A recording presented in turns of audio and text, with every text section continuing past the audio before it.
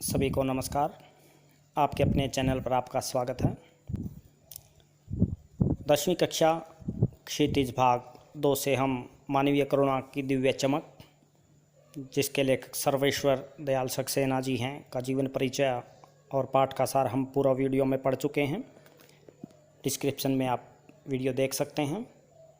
इस वीडियो के माध्यम से आपको अभ्यास के महत्वपूर्ण प्रश्नों और उत्तरों से अवगत कराया जाएगा, जिसको आपने लिखना है और याद करना है।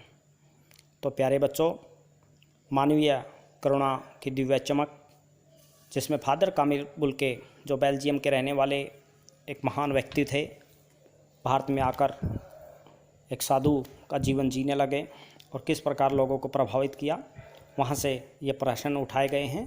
इनको आपने लिखना है और याद करना है।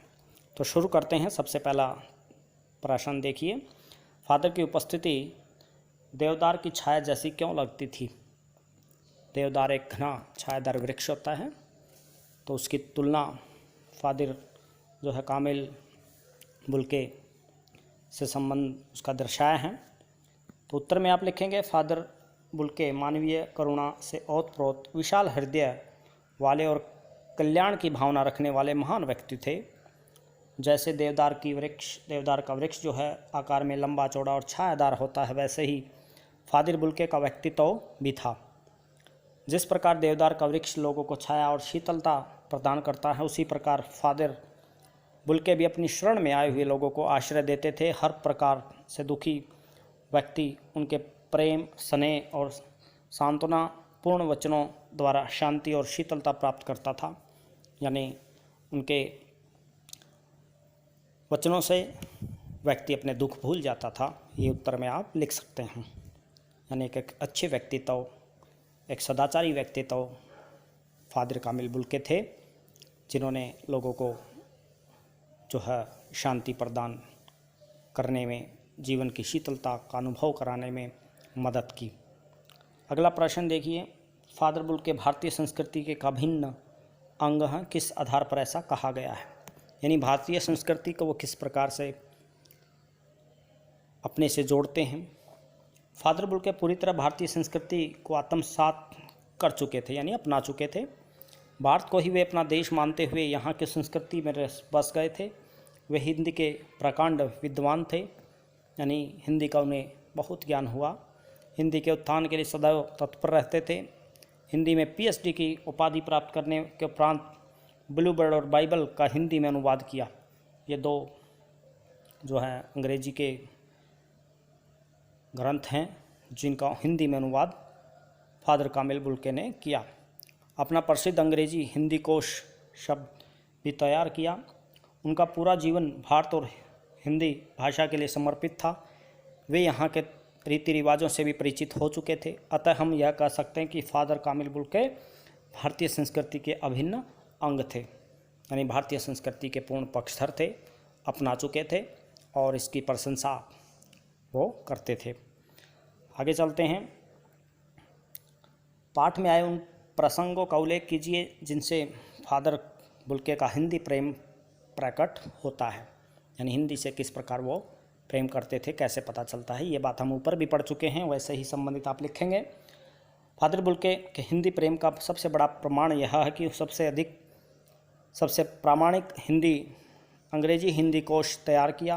भारत में आकर उन्होंने कलकत्ता से हिंदी में बीए और इलाहाबाद से एमए किया। बाद में पीएचडी की उपाधि प्राप्त की। उन्होंने रामकथा उत्पत्ति और विकास, ये याद रखेंगे आप, पर शोध कर पीएचडी की उपाधि प्राप्त की थी। ब्लू बर्ड का अनुवाद नीलपंछी के नाम से और बाइबल का हिंदी अनुवाद उन्होंने किया। ऊपर वाले प्रश्न में भी ये बात पढ़ चुके हैं, वो लिख सकते हैं आप। सेंट जेवियर्स कॉलेज रांची में हिंदी विभाग के अध्यक्ष बने। वे परिमल नामक एक संस्था से जुड़े, हिंदी को राष्ट्रभाषा के रूप में प्रतिष्ठित करने लगे तथा लोगों को हिंदी भाषा के महत्व से परिचित कराने के लिए विभिन्न प्रयास किए। ये बात आप लिखेंगे। हिंदी के उत्थान के लिए उन्होंने अनेक महत्वपूर्ण योगदान दिए। अगला प्रश्न देखिए, इस पाठ का आधार पर बताइए कि फादर कामिल बुल्के की जो छवि उभरती है, उनको अपने शब्दों में आप व्यक्त करें। उत्तर में लिखेंगे आप, फादर कामिल बुल्के का व्यक्तित्व सात्विक और आत्मीय था। सात्विक क्या होता है, ध्यान रखें, जो सत्य पर आधारित हो, जिसमें जो है शुद्धता हो, वो सात्विक होता है। आत्मीय आत्मा से संबंधित, ईश्वर के प्रति उनकी गहरी आस्था थी। ईसाई पादरी होने के कारण वे हमेशा एक सफ़ेद चोगा धारण करते थे। गोरा रंग, सफ़ेद झाई मारती भूरी दाढ़ी, नीली आंखें उनके प्रभावशाली व्यक्तित्व की पहचान थी। ये आप लिखेंगे, यानी उनका चरित्र चित्रण ही आपने इसमें करना है। उनकी बाहें सदा सभी को गले लगाने के लिए आतुर रहती थी। वे वात्सल्य एवं प्रेम की मूर्ति थे। हमेशा एक मंद मुस्कान उनके चेहरे पर तैरती रहती थी। दुखी और विरक्त लोगों को वे सांत्वना पूर्ण वचन बोलकर शीतलता प्रदान करते थे, सांत्वना देते थे, यानी लोगों को शीतलता प्रदान करते थे, ढांढस बढ़ाते थे। भारत देश से उन्हें बहुत प्रेम था। ये बात आप उत्तर में लिखेंगे।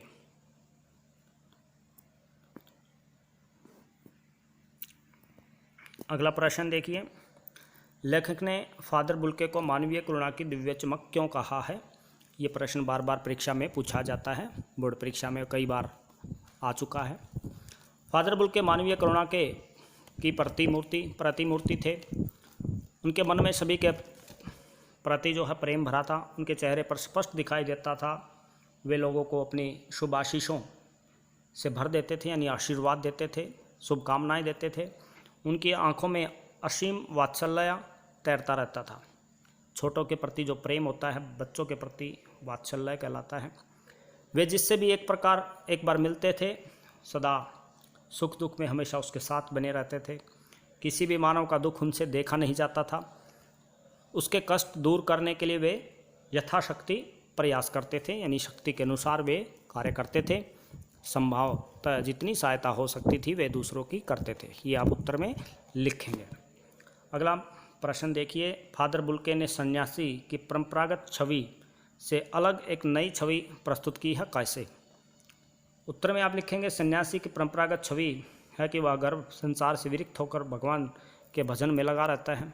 सांसारिक वस्तुओं और लोगों के प्रति अनुराग नहीं रहता, यानी प्रेम नहीं रखता, साधु सन्यासी बन जाता है।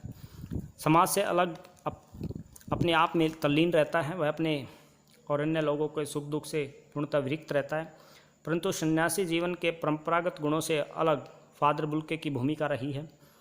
जैसे इन्होंने संन्यास ग्रहण करने के पश्चात अपना अध्ययन जारी रखा, कुछ दिनों तक कॉलेज में पढ़ाते रहे, अन्य सामाजिक कार्यक्रमों में भाग लेते रहे। वे धर्माचार की प्रवाह किए बिना अन्य धर्म वालों के उत्सव और संस्कारों में भी घर के बड़े बुजुर्गों की भांति शामिल होते थे। इसलिए फादर बुल्के की छवि जो है परंपरागत सन्यासियों, साधु सन्यासियों से भिन्न थी, अलग थी। ये बात आप लिखेंगे। आगे चलते हैं।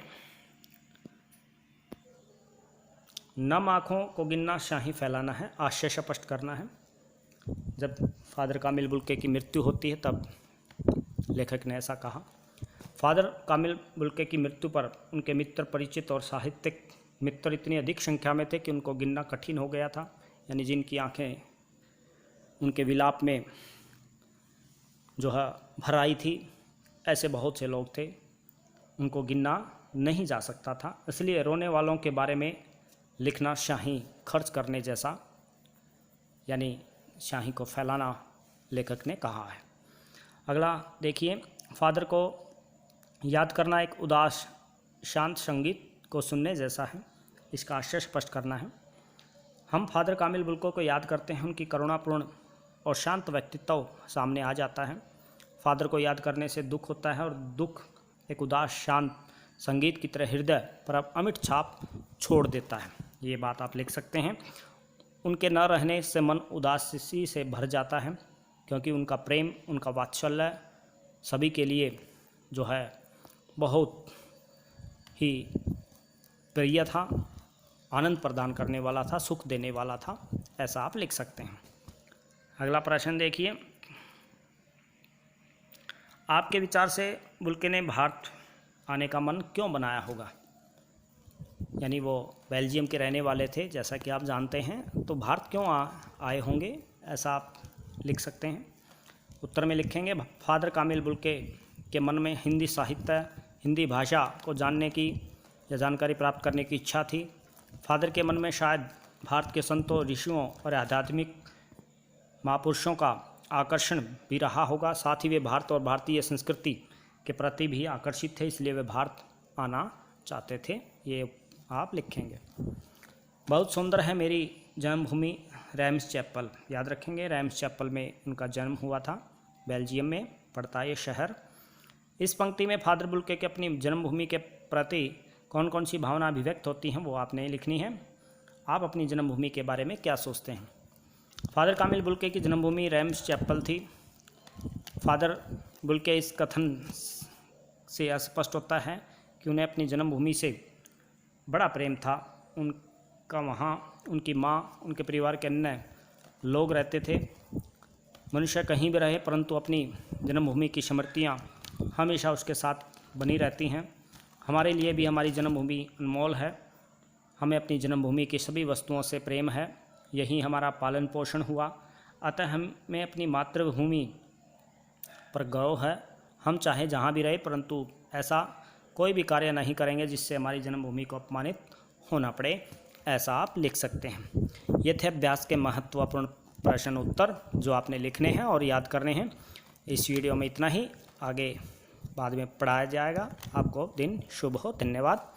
ज़्यादा से ज़्यादा बच्चों को जोड़े रखें।